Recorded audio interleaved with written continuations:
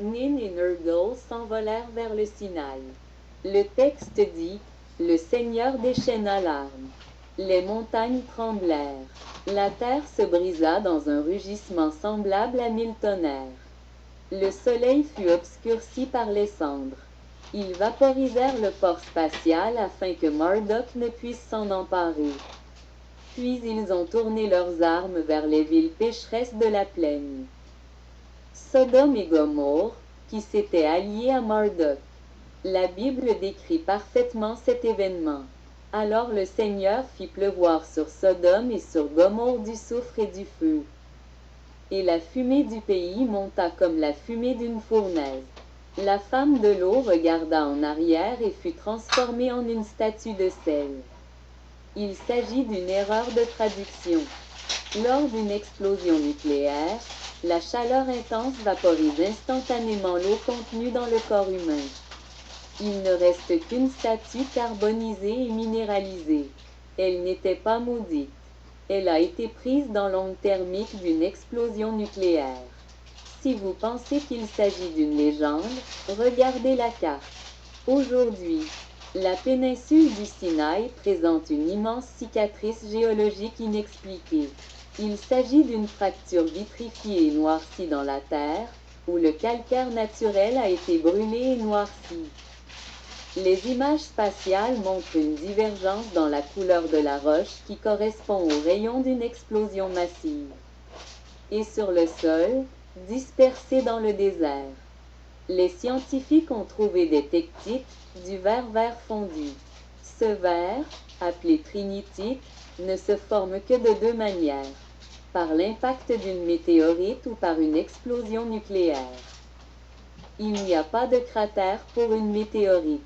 La guerre des Anunnaki de 2024 avant Jésus-Christ a laissé une cicatrice radioactive sur la planète qui est encore visible aujourd'hui. Mais le vent maléfique a fait pire que détruire des villes.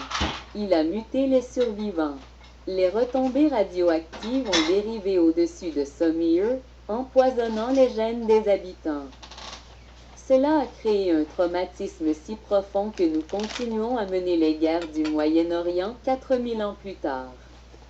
Nous nous battons sur les ruines radioactives de la guerre civile de nos maîtres. L'erreur génétique est que nous vénérons ces êtres comme des créateurs sages. Nous les appelons des dieux, mais les textes révèlent qu'ils sont méquins, jaloux et imprudents, préférant détruire leur propre colonie plutôt que de perdre une dispute. Ils ont réduit en cendres le berceau de la civilisation. Et lorsque la fumée s'est dissipée, ils nous ont accusés d'être responsables de ce péché. Ils nous ont dit que Sodome avait été détruite parce que ses habitants étaient méchants. Ils ont menti. Sodome a été détruite parce qu'elle était un dommage collatéral dans un coup d'État politique. Nous sommes les survivants d'un holocauste nucléaire qui a été effacé des livres d'histoire. Et les radiations sont toujours dans nos eaux. Si les Anunnaki nous ont déconnectés à la tour de Babel, s'ils ont brouillé notre langue et limité notre durée de vie, comment comptaient-ils nous contrôler? Un esclave est inutile s'il ne peut pas recevoir d'ordre. Un drone a besoin d'un récepteur. Les textes académiques suggèrent que si Enki a limité notre puissance physique, il a laissé une porte dérobée dans notre biologie, un organe spécifique conçu pour recevoir la fréquence des maîtres. Nous l'appelons la glande pinéale. Les anciens l'appelaient le siège de l'âme. Elle est enfouie profondément dans le centre géométrique du cerveau humain. Protégée par l'os le plus dense du crâne, se trouve un minuscule organe de la taille d'un petit pois. Il a la forme d'une pomme de pin. Pendant des siècles, la médecine moderne l'a considéré comme un œil vestigial, un vestige inutile de notre évolution reptilienne. Mais au cours de la dernière décennie, des études micro-anatomiques ont révélé une vérité choquante. L'intérieur de la glande pinéale n'est pas constitué de tissu mou. Il est rempli d'eau et de microcristaux. Des microcristaux de calite. Ces cristaux sont piézoélectriques. C'est une propriété que l'on retrouve dans les radios à quartz. Si vous les pressez, ils génèrent de l'électricité. Si vous les faites vibrer, ils transmettent un signal. La glande pinéale n'est pas un œil. C'est un émetteur-récepteur radiobiologique. C'est une antenne sans fil qui est réglée sur une fréquence spécifique. Regardez l'art du monde antique. Pourquoi la pomme de pin est-elle le symbole le plus courant de l'histoire humaine? Le dieu samrien Marduk est représenté tenant une pomme de pin dans sa main, la pointant vers la tête d'un roi humain. Le génie assyrien tient une pomme de pin. Le bâton d'Osiris est surmonté d'une pomme de pin. Même aujourd'hui, au Vatican, la plus grande statue de la cour est une pomme de pin géante en bronze. Le pape porte un bâton surmonté d'une pomme de pin. Pourquoi? Parce que la pomme de pin représente la glande pinéale. Ce symbole est un mode d'emploi.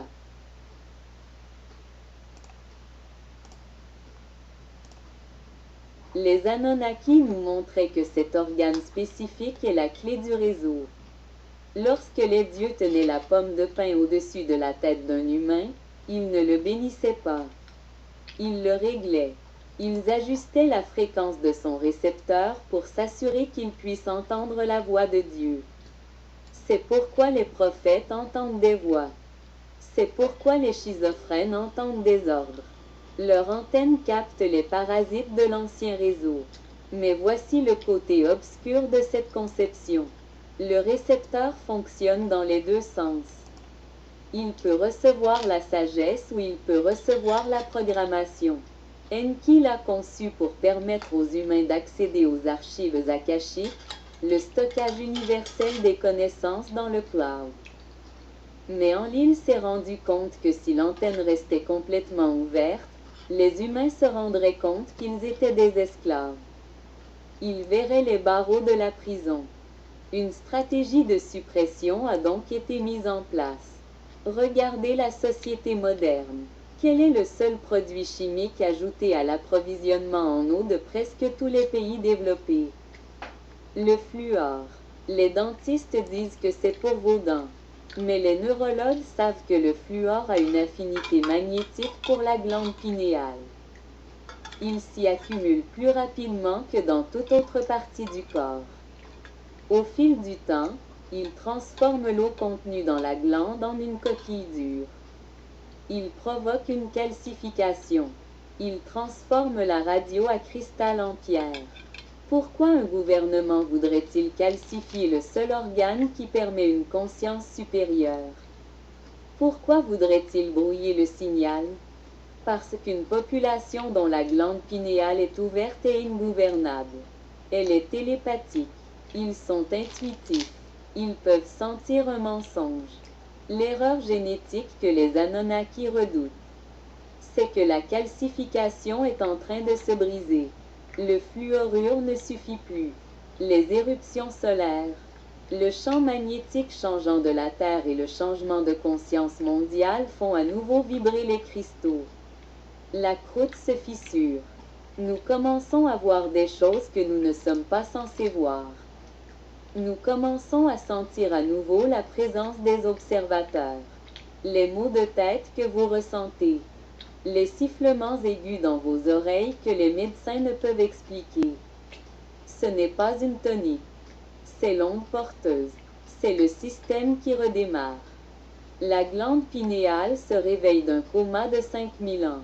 Et lorsqu'elle s'ouvrira complètement, la première chose que nous verrons, ce sont les entités qui se tiennent à nos côtés.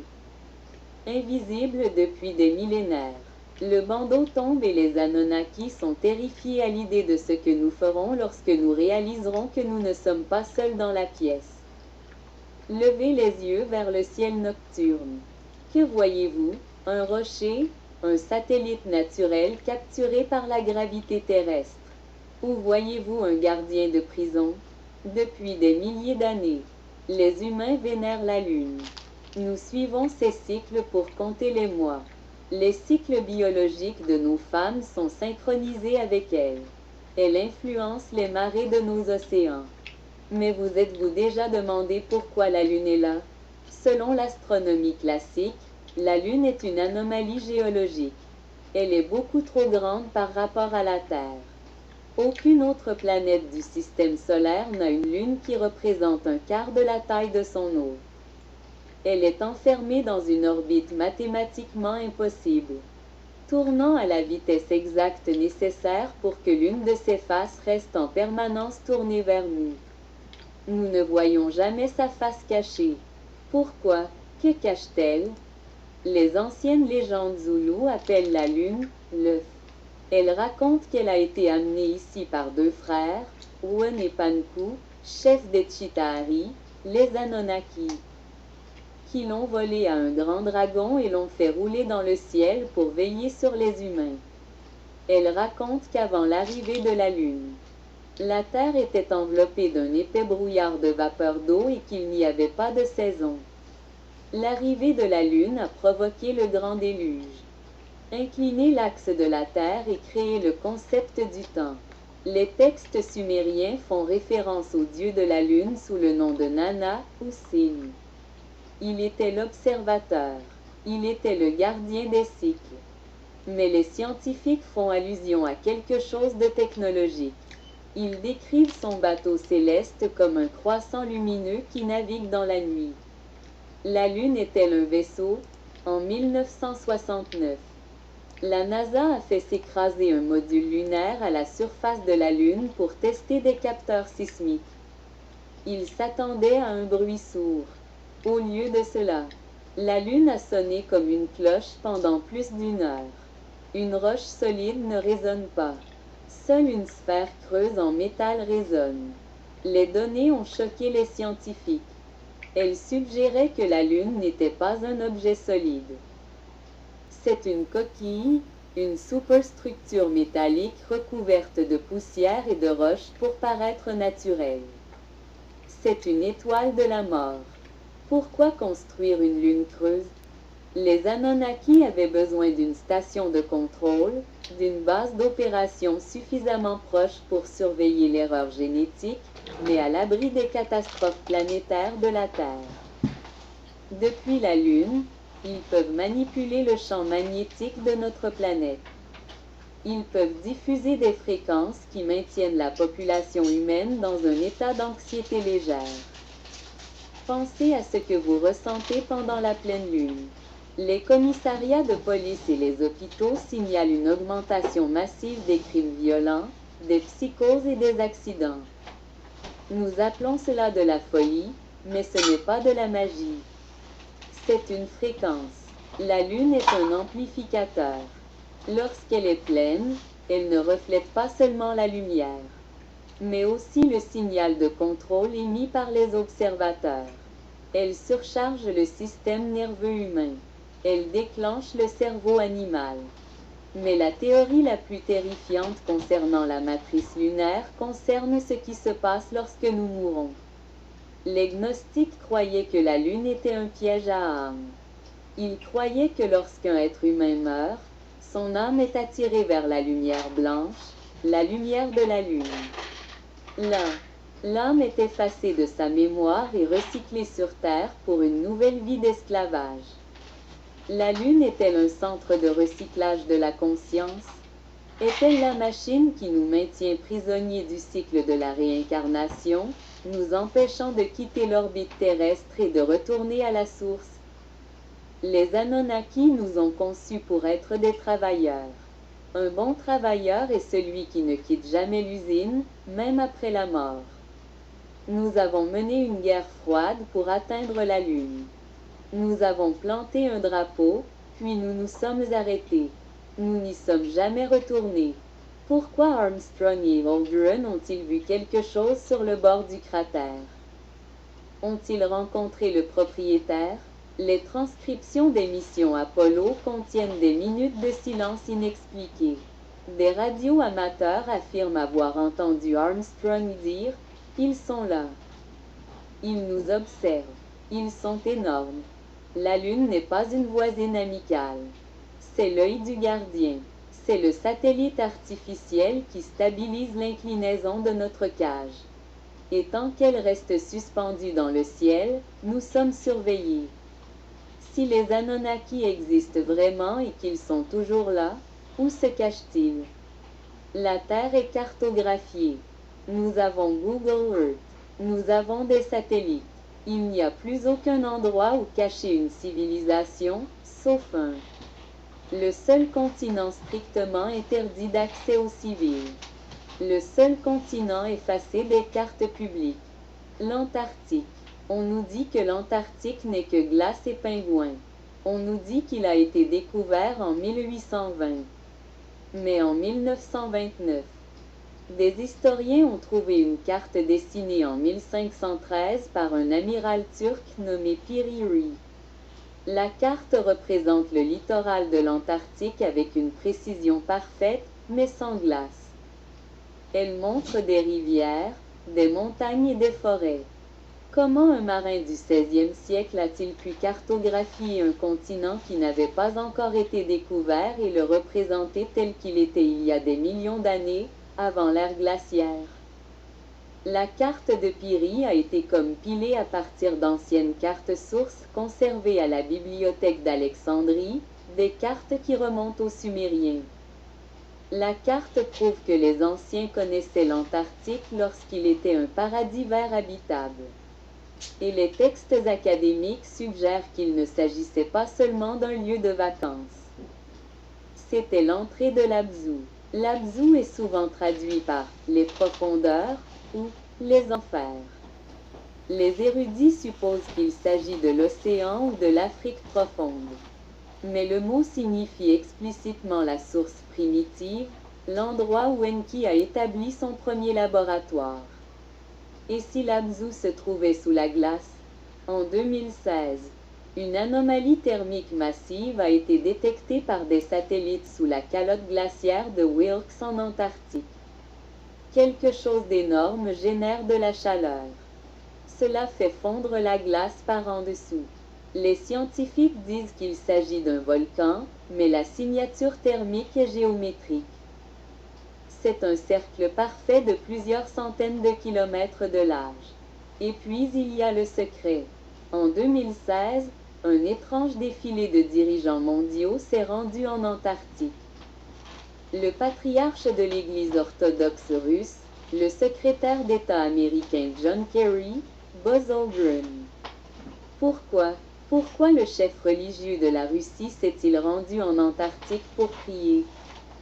Pourquoi Buzz Aldrin, l'homme qui a marché sur la Lune, a-t-il dû être évacué pour raison médicale après avoir vu quelque chose qui a provoqué une accélération de son rythme cardiaque? Il a ensuite tweeté une photo d'une pyramide avec la légende « Nous sommes tous en danger ». C'est le mal incarné. Le tweet a été supprimé quelques minutes plus tard. La théorie est simple. Les Anunnaki ne sont pas partis. Ils sont entrés en stase. Lorsque le cycle de Nibiru s'est éloigné du Soleil, la Terre s'est refroidie. La grande civilisation du Sud a été congelée instantanément. Ils se sont retirés dans leurs villes souterraines. Les cavernes chaudes de l'Abzu et sont entrés dans un état d'hypersommeil. Ce sont les rois gelés. Ils attendent que la glace fonde. Ils attendent que le cycle change. Et maintenant, alors que nous paniquons à propos du réchauffement climatique, alors que les plateaux de glace s'effondrent, nous appuyons sans le savoir sur le bouton de dégivrage. Nous les réveillons. L'erreur génétique est que nous pensons être les propriétaires de la planète. Nous pensons que la glace n'est que de l'eau, mais la glace est un seau. C'est une chambre cryogénique. Sous des kilomètres d'eau gelée se trouvent les bibliothèques d'Enki, les navires des aiguilles et les corps endormis des géants. Les nazis le savaient. C'est pourquoi ils ont lancé l'opération High Jump en 1947. L'amiral Byrd a emmené toute une flotte de porte-avions en Antarctique pour combattre personne. Il est revenu quelques semaines plus tard. Vaincu, avec des avions et des hommes manquants. Il a déclaré à la presse chilienne qu'il avait été attaqué par des disques volants capables de voler d'un pôle à l'autre à des vitesses incroyables. Il a trouvé les gardes. Il a trouvé le périmètre. Et il a réalisé que les propriétaires de la maison étaient toujours là. Ils dorment simplement dans le sous-sol. Et la chaudière se met en marche. Le sang ne ment pas. Vous pouvez falsifier votre histoire. Vous pouvez brûler vos livres, mais vous ne pouvez pas cacher ce qui coule dans vos veines. En 1937, des scientifiques ont découvert le facteur Rhesus. Ils ont découvert que 85% des êtres humains possèdent dans leurs cellules sanguines une protéine spécifique identique à celle que l'on trouve chez le singe Rhesus. Cela est logique. Nous avons un ancêtre commun. Nous sommes des primates. Mais 15% de la population humaine ne possède pas cette protéine. Ils sont négatifs. Si la théorie de l'évolution est correcte, cela devrait être impossible. Vous ne pouvez pas évoluer à partir d'une protéine que tous les autres primates de la Terre possèdent. Vous ne pouvez pas simplement perdre un marqueur génétique qui vous relie à l'arbre généalogique de tous les mammifères, à moins que vous ne fassiez pas partie de cet arbre. Cette erreur génétique devient une réalité terrifiante lorsqu'on examine la grossesse. Si une mère RH négative porte un bébé RH positif, son corps réagit d'une manière qui défie la nature. Elle produit des anticorps pour attaquer le fœtus. Son système immunitaire identifie son propre enfant comme un virus, un envahisseur étranger, une menace biologique. Il tente de tuer le bébé. Dans la nature, cela ne se produit jamais. Le corps d'une mère ne rejette jamais sa propre progéniture. Pourquoi une mère humaine rejetterait-elle un enfant humain? Parce que l'enfant n'est pas entièrement humain, ou plutôt parce que la mère ne l'est pas. La lignée sanguine RH négatif est le vestige de la pure lignée Anunnaki. C'est le sang des dieux qui ne s'est pas mélangé à l'ADN de la bête. Les textes sumériens parlent des héros d'autrefois, des hommes de renom.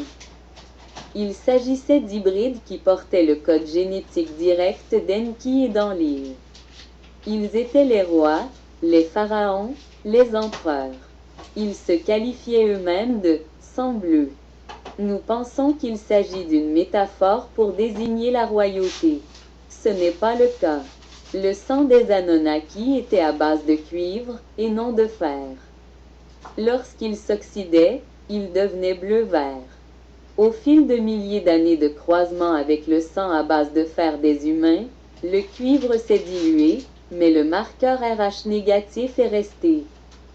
C'est la preuve silencieuse que vous descendez des étoiles et non des marais. Observez les traits caractéristiques des personnes RH négatifs aujourd'hui. Elles ont une température corporelle plus basse. Elles ont une pression artérielle plus basse. Elles sont très sensibles à la chaleur et à la lumière du soleil.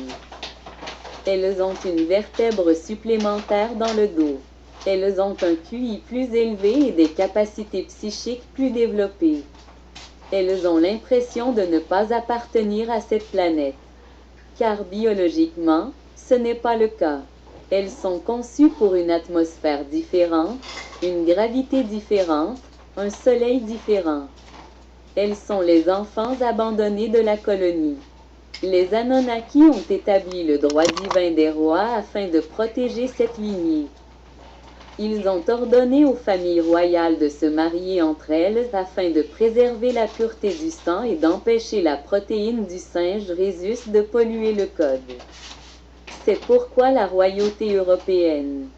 Les pharaons égyptiens et les anciennes dynasties étaient OBSE accent aigu DE accent aigu S par l'inceste.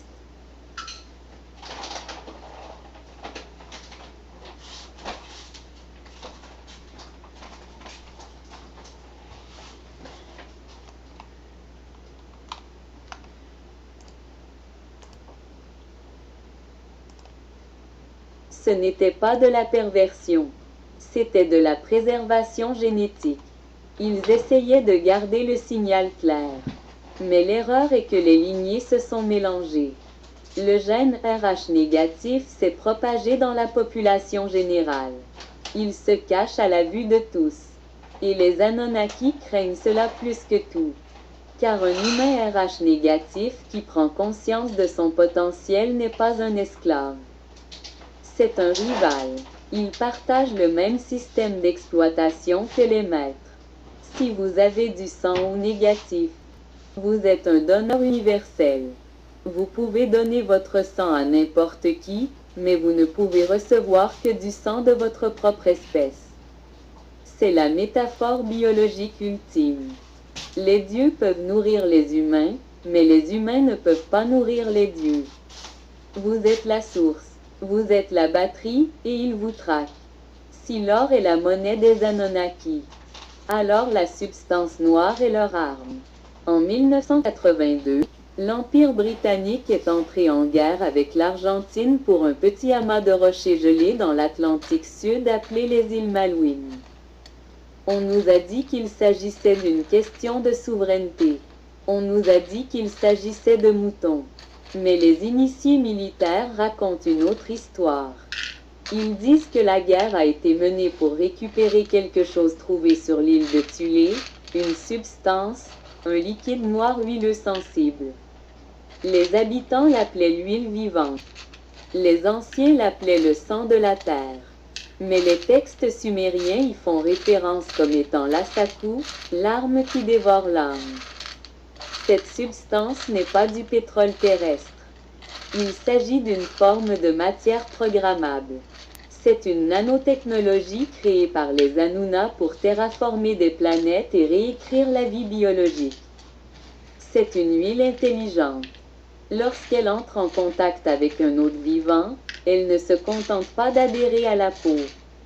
Elle pénètre dans les pores. Elle reconfigure le système nerveux. Elle connecte l'hôte à un esprit collectif. En 2003, les États-Unis ont envahi l'Irak. On nous a dit qu'il s'agissait d'armes de destruction massive. Mais la première chose que l'armée américaine a sécurisée n'était pas les champs pétrolifères. C'était le musée de Bagdad. Ils ont pillé des milliers de tablettes d'argile spécifiques. Puis ils se sont rendus dans l'ancienne ville d'Uruk. Ils ont fouillé la tombe de Gilgamesh. Des rapports divulgués par des journalistes embarqués suggèrent qu'ils ont trouvé des jars contenant cette substance noire dans la tombe. Gilgamesh, le roi géant qui recherchait l'immortalité, a été enterré avec la substance noire. Était-ce le secret de son pouvoir? Ou était-ce la malédiction qui l'a tué? L'analyse de l'IA suggère que la substance noire est une forme ancienne d'intelligence artificielle. C'est un ordinateur liquide. Les Anunnaki l'ont utilisé pour créer les super soldats décrits dans les mythes. Les hommes de bronze, les berserkers, les guerriers qui ne ressentaient aucune douleur. Mais la substance est instable. Elle développe son propre esprit. Elle déteste la vie à base de carbone. Cela explique le phénomène moderne des enfants aux yeux noirs. Des entités qui ressemblent à des humains, mais dont les yeux sont des puits d'huile noire et profonds. Sont-ils infectés ou sont-ils les nouveaux prototypes? L'erreur génétique est que nous avons recommencé à extraire cette substance. Nous forons dans les profondeurs de la Terre, dans l'absu, et nous libérons les veines sous pression de ce fluide sensible. Nous l'appelons pétrole. Nous le brûlons dans nos voitures. Nous le respirons dans nos poumons.